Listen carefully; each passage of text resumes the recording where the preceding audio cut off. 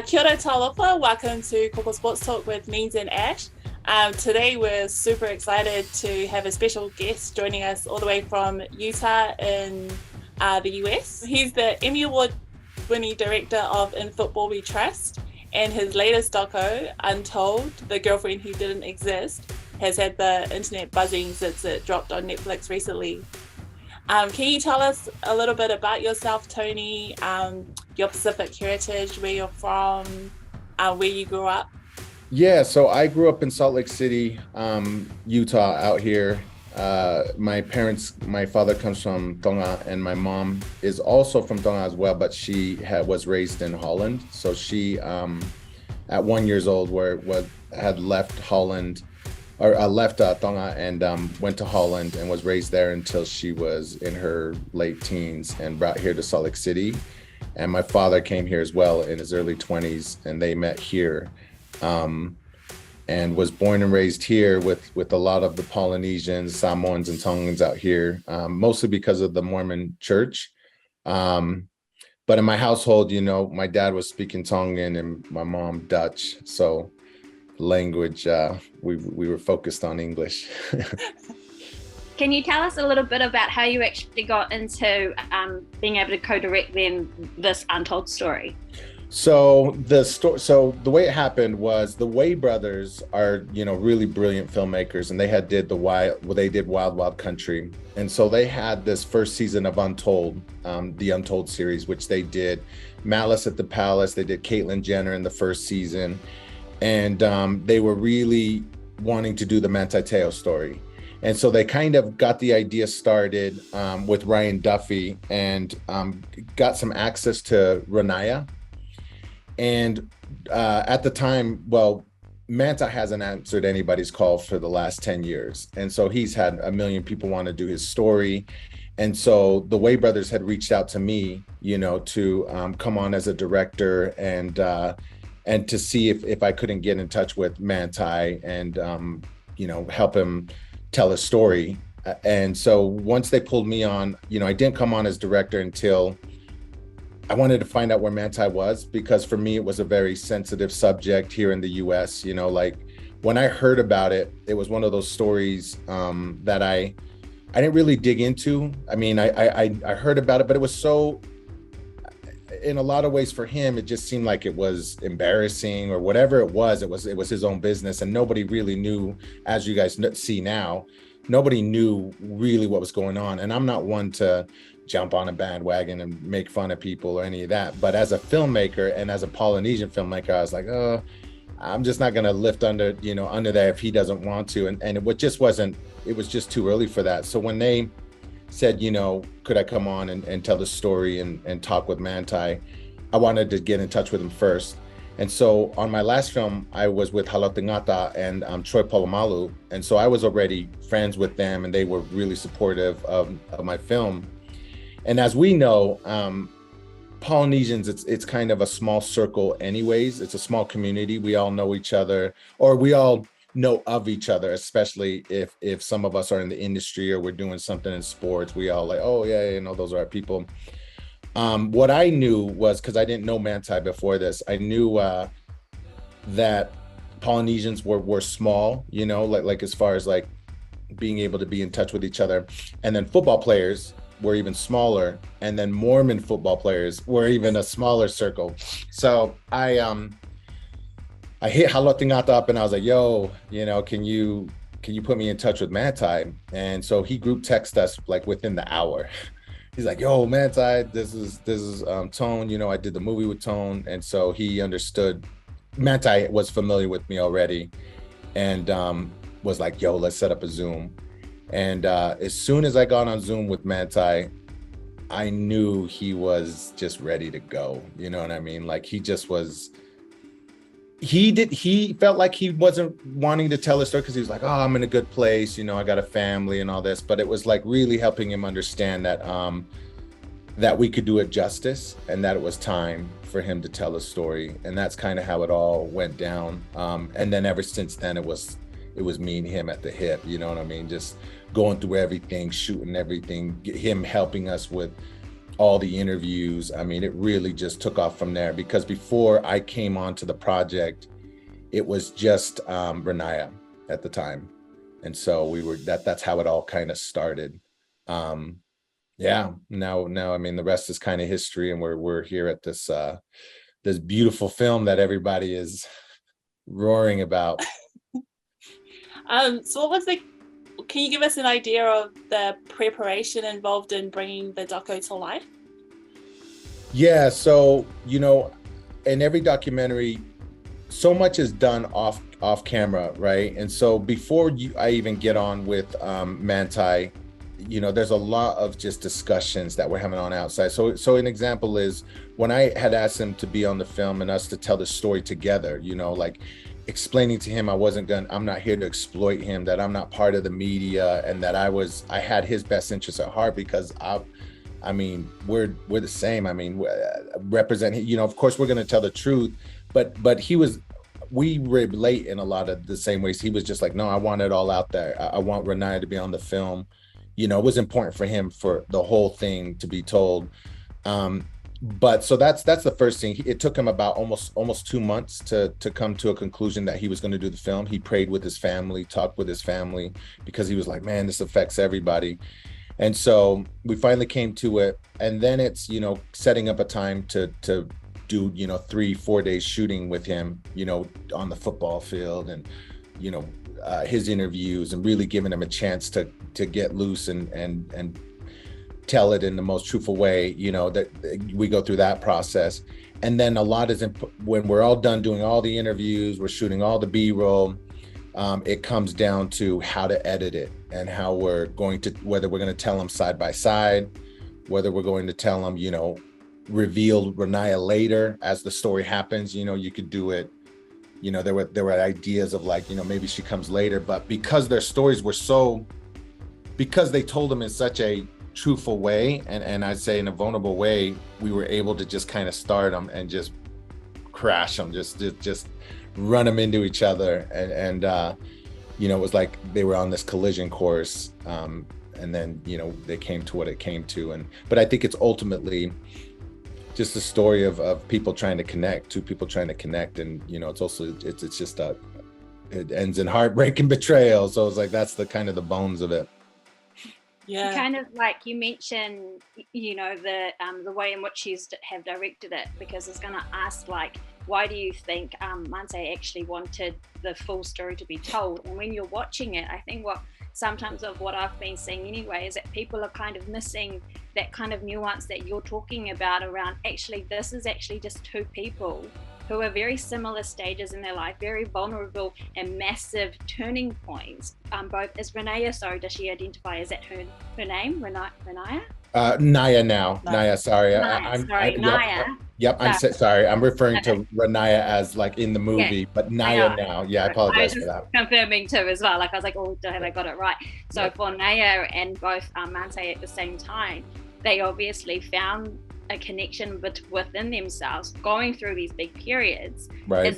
Why do you feel like, because at the end of it, I felt like, oh, maybe Manti actually wanted to set both of them kind of like on a healing path, because he almost finishes it with like, I just hope that people can love each other, basically. Is that kind of why he wanted to tell the story? It's funny. He didn't, when Manti was telling his truth and we were going through those days recording with him, he has no idea at that point how we're going to edit it together. For him, it was all about telling the full truth and letting Ronaiah that he knows, let him know that he forgives them. So yes, a big part of it was expressing that to that person that obviously that to expressing that to Naya. Yeah, so that was definitely part of it. As far as him understanding how it was going to cut together, no, but like he didn't know how that all was going to come together. But I think as he was telling the story, it was important for him to say, I forgive you, and for Naya to hear that. Yeah, absolutely, 100%.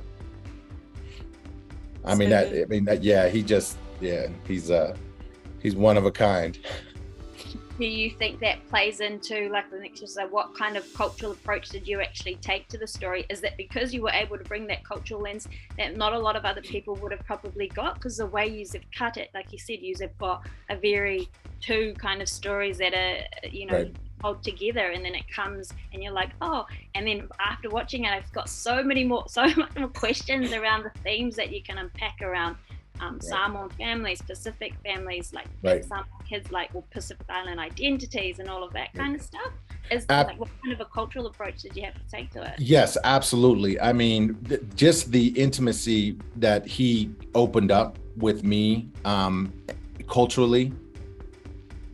Here's an example. I mean, he had explained very early, I don't cry. So you know, you guys probably ain't gonna get that from me.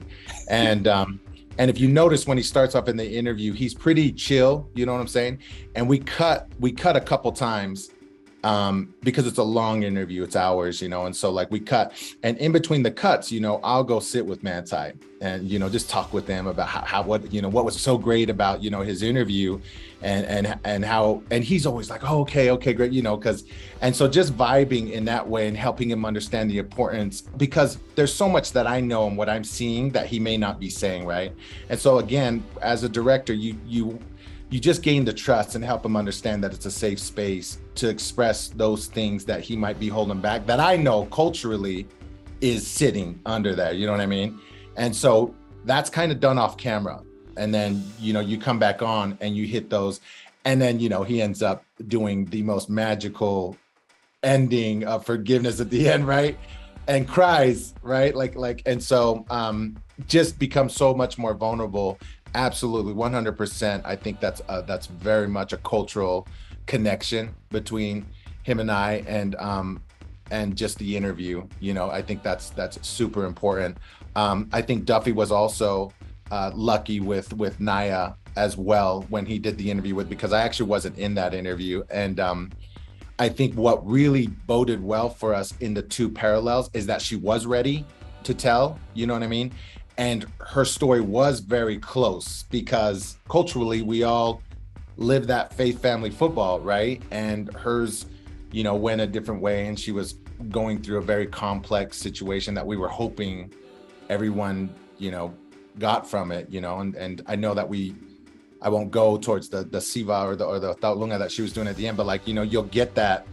I've been getting it online, like, you know, why did you guys end it with that? Why'd you guys end it with that? And it was her truth, you know what I mean? It was what she was going through. She teaches kids that right now, you know, in her life. So that was her life. I mean, I understand, you know, people are upset or whatever, you know what I mean? I can't go there, but like, that's what it is, you know, it's all culture, you know, and that's what we're trying to bring it out, is their personal truths and how they affected, I mean, ultimately Manti's life in a big way.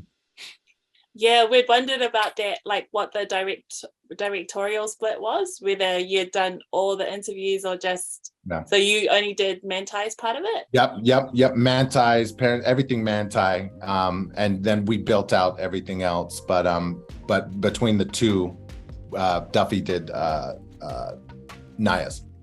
Okay. Yeah. And the significance, like you've touched on it, so obviously it's been brought up on the internet following the taualuga dance. Like from a viewer's point of view, and if you do go into some of her background, I could kind of basically see the significance of what you've just said. It was her truth, it's her coming out, it was her transitioning fully and embracing, actually, this is who I am. Is that the reason why you included her story or concluded her story with it? Yes, absolutely. Like, and that's, I answered one of those questions online. Just, you know, this is all about, the great thing about the series in general is Untold tries to do first account experiences. A lot of people will do sports figures and do it from reporters or do it from, but we did it from first account. You know, that's why it was important to have Naya on there, Manti on there, but we tried to give them both their voice and just show how complex it was, that it wasn't, you know, Naya was a real person, so to speak. I mean, just not a real identity, right? And she says that in there. She says everything that I was relating to him on was who I was, you know. And so that's complex, you know. That's not, you know, that, and you have Manti in that says, you know, we were one, we were the same person. And so, you know, that's just a hard situation. And so the way they start and they clash and then they pull apart and they become who they are, you know, we had to be true to them. And in her situation, I mean, again, she teaches kids the taualuga now, and that's her truth. That's her truth, yeah. You mentioned before about how it was like hours of interviews. How hard was it getting it down to the final cut? It's tough. Yeah, we've been in it for months, and it's going back and forth, and it's not just me and Duffy, and it's the McLean, but it's the Way brothers and Netflix. You know what I mean? Everybody chimes in and posts. I'm going through another 5-part series right now, and you get just a series of notes from everyone, and ultimately the directors, you know, we're going on it. But here's the great thing is the Way brothers are actually directors at heart. So they're very good too, you know what I mean? So they're not just like studio notes coming from, not that the Netflix notes are bad or anything, but I'm just saying, I'm just saying, like, you get you get really great filmmakers in the room, and we're all in post, like looking at great ways to tell the story. You get a great story, you know? So that's kind of how that works. What did you then personally take away from, like you said, it's such a complex story, but so relatable still both Naya and Manti's story. What did you take away from it, you know, as the co-director? So for me, what I'm always trying to do, I mean, even, and in Football We Trust, it was the same thing, you know, like you bring these, I brought these stories to life with football at the head, like everybody's, oh, it's a sports film. And I feel like, you know, it's the second time I've, you know, pulled in people thinking it's about football, and it really isn't, you know? And so for me, what I just hope for everyone to take away, what I take away from is the human experience, right? And again, I was saying this but it's like just the universal way that we all connect above culture, you know, but through culture.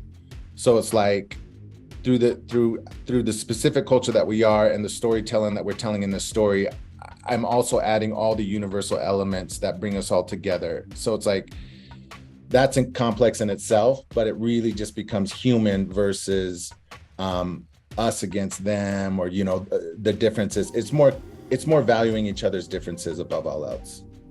But did you learn anything new while you were doing this particular project? I'll tell you what, I mean, with Manti alone, my jaw was dropped the whole time. I mean, as I'm doing the interview, I'm just like, wait, what? You know, I just couldn't believe it. So as far as that goes, yes, I learned a lot of new things from Manti. Working with this team that I work with is much different than the team I work with in Football We Trust. You know, I think when you're in the independent world versus when you're in the Netflix world, which is a studio world, and I mean, this is something small, and this is just kind of some nerd out stuff for film stuff. But like when I went on set the first time, I'm starting to pick up stuff to help, you know what I mean? Like, oh, you need me to grab that? And they're like, no, Tony, you're the director. Like you can go sit down and do whatever you want to do. And I'm like, no, I mean, I'll help. Like, so, you know, just, you're so used to helping, you know, on a lower budget, and you get on to like Netflix stuff and everybody has their roles and stuff. So that, I mean, there's a whole bunch of learning all over the board. That's a loaded question. We saw that Chrissy Teigen got involved as an EP, and yep. She mentioned in one of her posts that she'd been obsessed with the story for a long time and all that kind of stuff. How was it getting her on, and how did she become involved in it?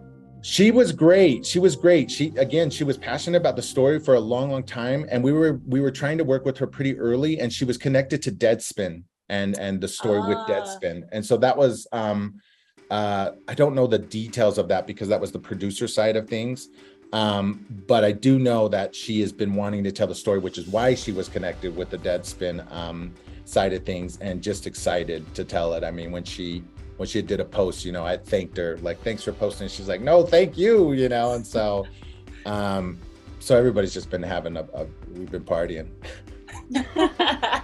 Why is it important for like our people to actually be telling our stories? Like, oh man, I mean, first and foremost, because we see it differently, you know, like I think you have, I mean, people, and it's all about culture, maybe not about color, but culture, right? I mean, when you understand, you know, where a person comes from, what they're going through, you're going to ask different questions. You're going to prepare different questions. You're going to vibe with them in different ways. Here's an example. Me and Manti, when we went to New York, I would, you know, we're sitting in the airplane to get the airplane together, and we're just cutting up. Well, I don't know if he wants me to tell this story, but it's a funny one. But you guys will appreciate this. So we're sitting in and I'm just giving you guys give a little something different. But like, we're sitting in the plane, and we're just excited. He's like, oh man, we're gonna go see Gayle King. I'm like, oh man, yeah, you're gonna do good. You're gonna kill it. You're gonna kill it. And right in that minute, the plane shakes, just. And we both look at each other, and without saying anything, we start cracking up. And the jokes go to, we have a public service announcement. Manti is not going to make it. And we're just like, are we even going to make it? So we go into the jokes about, and you know, and that's just Polly, like, we don't even have to say, we just look at each other with a plane shaking, and we're both cracking up on like whether we make the interview or not, right? But we're so excited like kids. Anyways, that joke goes on, and I'm sure anybody listening to this is like, why is that funny? But we're just cracking up the whole time. And it's just like, even the humor that you get just from understanding, you know, you don't really even have to communicate to know what's funny with each other. And for that reason alone, when you get into somebody being very vulnerable, right, and getting them to go into some of the darkest spaces, I'll tell you what, it's very difficult to put your life on display like that for anybody. Going back to In Football We Trust, when I showed the families the footage, the movie for the first time, they were just like, and they're so respectful that they're of course not going to tell me like, what did we do, basically. But as soon as they saw it with an audience, everybody was like, oh my gosh, we're so grateful to have your stories and stuff like that. And it's just helping. So it comes back to being culturally tied to the people you're working with helps, because you're asking different questions, you're looking deeper, you're relating deeper, versus, you know, just not knowing that and understanding those things. I was kind of a long way to go about it, but it was funny. The New York trip was funny. We had a lot of great laughs. Like, I think both Ninz and I realized as soon as you were mid-sentence that you were going to be like, that you were joking, that you were going to die. It was like laughing. I kind of really knew, like, oh yeah. Kind of make light of it, right? You have to. Oh, we were just falling out, and that joke just kept building on each other like the whole trip. It was pretty funny. Speaking of In Football We Trust, I love that movie. Are you still in touch with all the families? I am. I'm still in touch with Harvey and the Bloomfields, not with Fihi so much. Yeah, those stories were tough. I mean, like, it was just hard and they were young, really young, high school. And so that was a big difference in this film, is we were closer in just like maturity and where we're at in life. And so me and Manti are like, we're gonna be together forever at this point, you know. So we're really close. Whereas the boys with In Football We Trust, I was so much older than them, and they were just younger, and I was just, you know, kind of pulling the stories. And at the end of the day, when I was getting the camera in front of their face, they're trying to run from the camera a lot of times because they were so young. So it was a little bit different there. But yes, I definitely am in touch with their parents, and you know, we were all on social media and whatnot. Awesome. You mentioned that you're actually still doing a doco series at the moment, the Junior Xiao doco series. Like, what do you actually love about telling our stories, and more importantly, like our Polynesian stories? Like, I should say Pacific stories, but Polynesian predominantly. Well, I mean, just the culture is always really important to me personally. I mean, because that's what I know, that's where I'm from, and we just don't have a lot of that. We just don't have a ton of our stories out there. You know what I mean? And I believe that our culture is so talented in storytelling. I mean, think about it. Like, we're always cracking jokes, and my pops was always with my uncles, and they always got the biggest stories. Oh, I fought 10 guys in the islands. You know what I mean? It's always you. Everybody heard that line, right? Everybody heard that line. 10 guys in the islands. You know what I mean? And so, like, that's why I love Taika, and Taika's been a really good friend to me. And I appreciate you guys sending him to us, because that's beautiful. But it's important to me to tell those stories, and so I find what I know and what I relate to and what I identify with, and I go with it. You know, what Junior Seau has been a very long film that I've been wanting to tell, and it's just been a very, very tough one, because it's a big one. It's a really big one, and he made such a big stamp here in America, and then obviously had such a tragic ending. So that one is it's gonna be a good one. Just being very, very careful with how we go about it. And will that one be for Netflix as well, or? So that one is still in development. I have another one that isn't related to Polynesians that's coming out. It's one with Jared Hess, and he did Napoleon Dynamite and Nacho Libre. Nice. So in a way, he's very related to the Polynesians. Because we all love Nacho Libre. And I was telling him, and he's like, "Really? Oh man!" He's the Tanto. Yeah, he's been a mentor to me for the last 15 years, and he actually had a really huge hand in Football We Trust, helping me within Football We Trust. And he asked me to come on and direct this 5-part series for Netflix with him right now. That we're just finishing shooting, and that will come out next year. It's a little bit different twist on this, but I think everybody will enjoy it. I think you guys will all love it and just be like, what is Tone doing now? It's crazy. And so Junior Seau will be one that we want to do a narrative series with. So whether that goes with Netflix or not, I mean, we'll see. We're still kind of right behind in there, but that will be a scripted series. Thank you so much. Thank you so much. We really appreciate it. Your time. All right. Yeah. I appreciate you guys. Really good meeting you guys. Yeah, you too.